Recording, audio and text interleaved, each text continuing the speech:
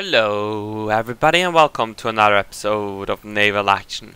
So, first of all, sorry for the lack of videos this week, but, well, there's one now, so there's that. And I'm gonna begin with, I don't know if you can see it, but doesn't the land look a lot better now? There's some options you can change now on the graphics, which is called render decorators. Yeah, it adds more detail. More trees, and when the trees, there's none. Only those, it's some of the trees, and there it's all the trees, so that looks better. But we're gonna go through the patch note pretty soon. And why was I in the Niagara? Somebody complained about it last time I talked about her. Because she's now officially in the game, you can craft her. Okay, well, I'll take her into a small battle. But yeah, the Niagara is officially in the game. Niagara blueprint added to the game on the top of the list. So she's new. Another thing which is new is, if you see here, there's a new tab. It's buildings, which you can build different things to craft different things. And what this means is you can spend some gold and crafting hours or labor hours to craft resources if you have the production building. And there you see it's 20 gold for 2 stone blocks. It costs 1 labor hour, or with the gold, for example, you get 1 gold. So it's a new way of earning money if you don't use crafting hours,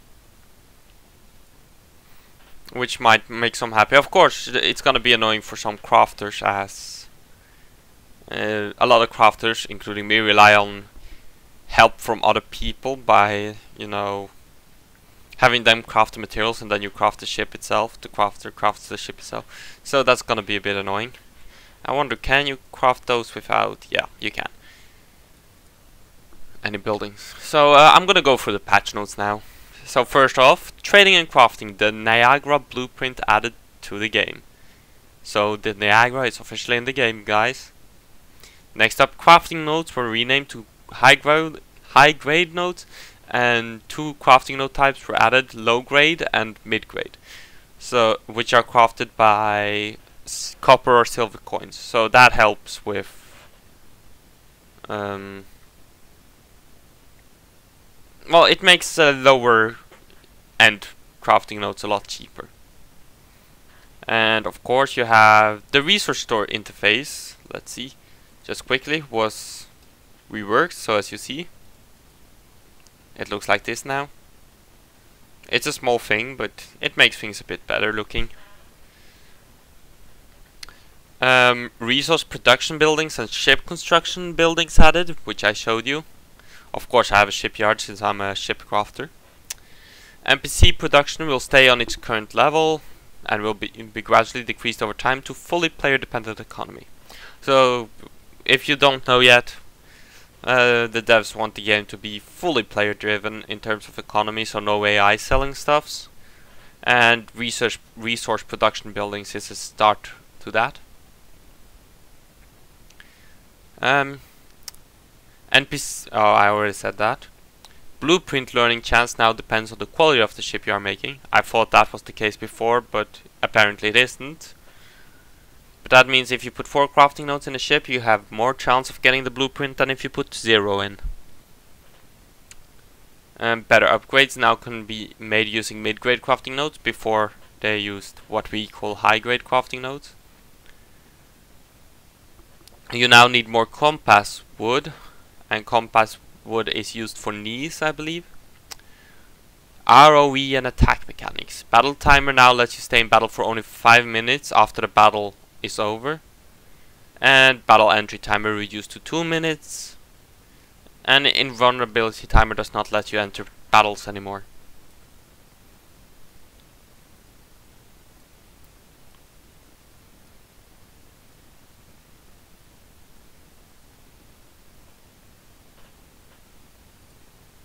Next up, XP reward and statistics. Additional trackers are added in Battle UI for better debug. Also gives you more info on what you've done. PvP XP for kill and assists are increased 50%, so more XP. Woohoo! Reward Manager was reworked completely and now allows for better slicing and dicing of damage and crits, allowing better and more detailed rewards and achievements in battles. Kills and assists now grant monetary rewards, which are doubled in PvP. So that means effectively you're about doubling the amount of money you get from your missions, in my experience. And traders, there was a bug before regarding traders, but now traders give full loot if they carry any loot. That is regarding player traders and not AI traders. And NPC traders now can carry national resources.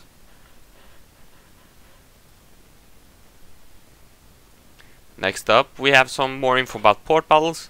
Shallow water port towers can now carry 12-pound guns. Or they now carry 12-pound guns instead of the brutal 42-pound guns that it was before. Assault flags now weigh 100 to not allow yachts and cutters to be flag carrier. Which means that these guys can't get to Bermuda anymore. From Swansboro before you could capture Bermuda, but that's not a possibility anymore. So there's some combat changes. Niagara is now a better ship, and as soon as we get to combat I can show you the next list. Crew management completely reworked. Well then. So I'm alone. I should have chosen carronades for this, but oh well. Now sail repairs now repair masts. So before the sail repairs would only repair sails and put masts back up. However, they wouldn't repair any damage done to the masts.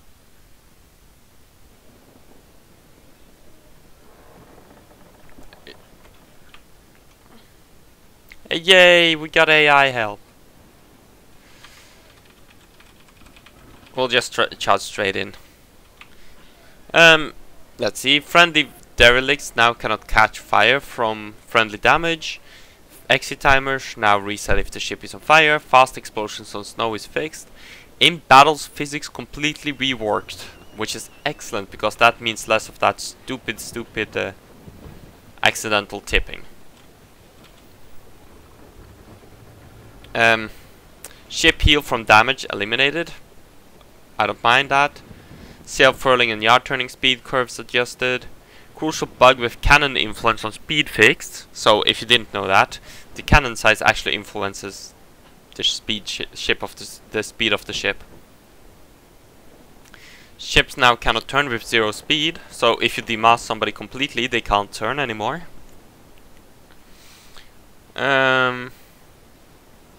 Frigates are now less comfortable. Sailors in narrow angles to the wind, so that means less close hold sailing. I'm gonna go for that cutter up there first. Get them one at a time. Bots stopped shooting chain temporarily. Fires now do more damage and fires are extinguished 10% slower. And I guess I'll show you the crew changes a bit, so if I didn't fuck things up, here's my mouse. And if you see here, there's some tabs. So if I press, oops, nope. I accidentally tabbed out. If I press, say, if you look here, 6, you'll see that my crew is running away and going to gunnery. And if I now try to turn my yards, okay, I can still do it because I have 5 crew, but it's a lot slower. And now I'm putting back men to sailing. And if I get a leak or something, men will automatically go wake up. Into survival. Just a second.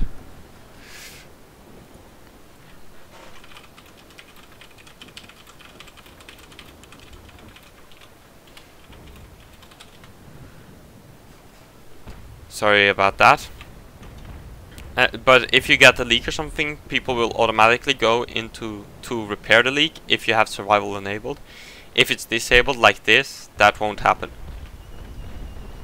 And of course, if I take people from gunnery mode, I can also just press. You'll see they rush to sailing, away from gunnery, and if I press more boarding, people will go from gunnery and sailing to boarding. Let's get all of them back to gunnery. So those are the basic changes to the crew system. There's more in-depth about it on the forums. Just go read a bit there.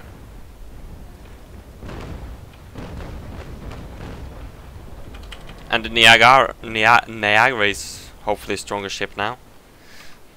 But let's continue with the patch notes.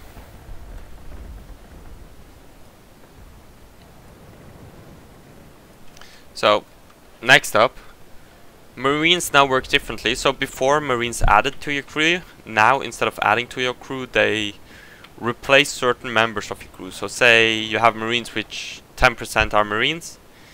Instead of the before, if you had say 100 crew, you would now have 110 crew, and 10 of those crew were Marines. What would happen now instead is 10 of those 100 crew is Marines, but you still have 100 crew.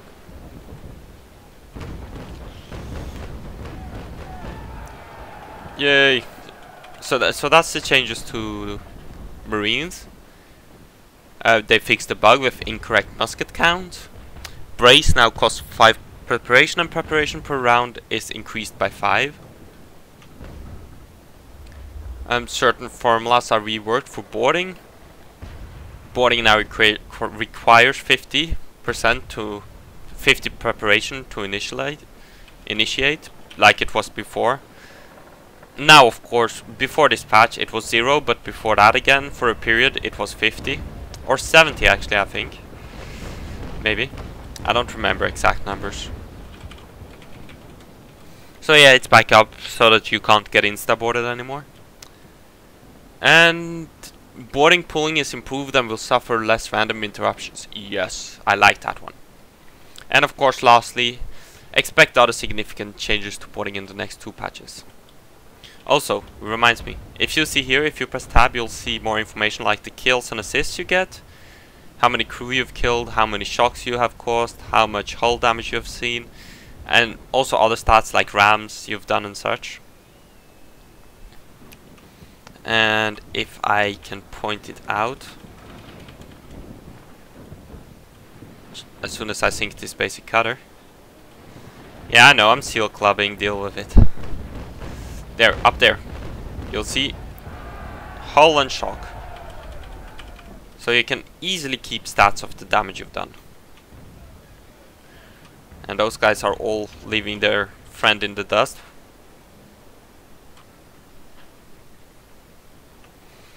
So that's all nice. Next up, we have some other fixes, and this one is going to be good news for all the Aussie players out there. Maintenance time moved 2 hours earlier, which required some heroic sacrifices from their Q&A team. Not that it's a large Q&A team, but nevertheless. So that should help the Aussie players out there. Come on, hit this bugger.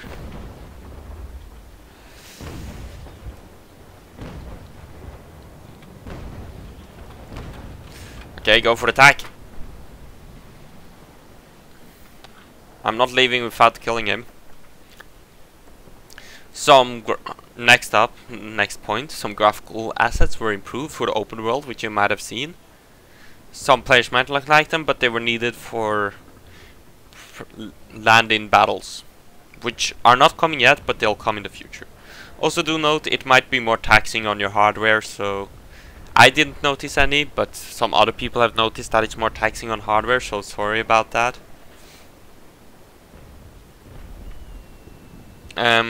Family sharing, which could essentially be exploited, the Steam family sharing program, has been disabled. Which, if anybody were using them for legit reasons, I'm sorry, but a lot of people, I suspect, were probably using them for the wrong reasons. Also, I'm not gonna bother chasing this Frenchie. Haha, I guessed it right. That was a Frenchie. Let's go get the other guys. Ship's report letter is taken out from loot, so because those were basically a pain in the ass. Battle sail mistakes fixed for Niagara. I don't know if I didn't know there was any mistakes, but fine. Victory model upgraded. There's some small changes to it, nothing huge, but some changes. It's still the mustard yellow and that, so don't worry. And several rare exploits were fixed and closed thanks to QW569. But of course there's always some potential problems. So there might be some physics problem due to how well they reworked the entire physics, so there might be some problems there. Some NPC bots became dumber, that I noticed as well. And several other marvelous bugs are probably introduced. I really like that. But really the meat of this patch is the crew management, which makes like carronades need less crew, so a 12-pound carronade needs less crew than a 12-pound cannon, and the mediums need less crew than longs, which means there isn't a reason to only go for longs. Am I the only one seeing like orange here? Might just be me. Oh, that's because it is partly orange. Okay, fair enough. That explains it. And of course the production buildings. Personally, I'm probably swapping out all my cannons except for PvP to mediums. Even maybe PvP I might swap to mediums due to the less crew requirements, just faster reload. Since most ships, if not all ships, in this game are gonna be undercrewed, whether you like it or not. So yeah,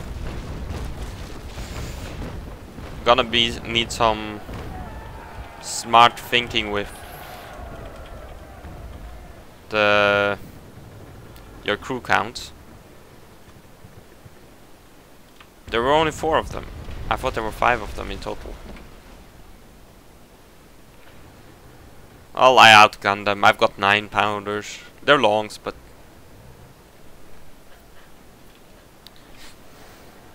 the Niagara is a fast ship, so I don't think keeping up should be a problem. Maybe upwind. Also, I admit I'm seal clubbing newbies here. Well, first lieutenant isn't too new, to be honest. But yeah, you have like a Flaggenkapitein, a flag captain, versus like ensigns and first lieutenants and midshipmen and stuff. Come on, lower the cannons. Some hit, but that was a bad broadside.